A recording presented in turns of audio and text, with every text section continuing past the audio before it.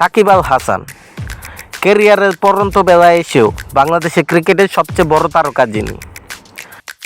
নানা বিতর্ক আর সমালোচনার মাঝেও দীর্ঘদিন ধরে দেশের ক্রিকেটের পোস্টার বয় হয়ে আছেন এই সাবেক অধিনায়ক। নিজের খেলাটাকে কেবল দেশের জার্সিতেই সীমাবদ্ধ রাখেননি তিনি, দাপিয়ে বেরিয়েছেন বিশ্বে বিভিন্ন প্রান্তের ফ্রাঞ্চাইজি ক্রিকেট লিগেও। 2011 সাল থেকে আইপিএলের মঞ্চে বাংলাদেশের প্রতিনিধি হয়েছিলেন সাকিব।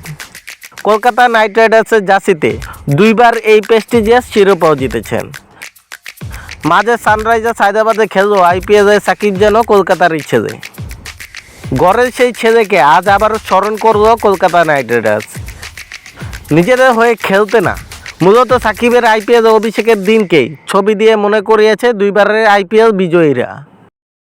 সাকিবের দুই ছবি তারা কোলাজ করে লিখেছেন, যেখানে আমরা আমাদের সাকিব দাকে পেয়েছিলাম। নিচে ইংরেজিতে লেখা 2011 সালে এই দিনে বেগুনি আর সোনালী জার্সিতে সাকিব আল হাসানের অভিষেক হয়েছিল। কলকাতা নাইট রাইডার্সের হয়ে মোট 51 ম্যাচ খেলেছেন সাকিব।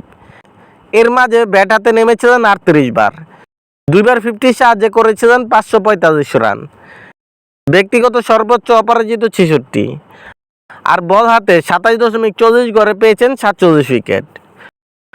2012 আইপিএলের ফাইনালে তার শেষ সময়ের ক্যামিও জয় এনে দিয়েছিল কলকাতাকে।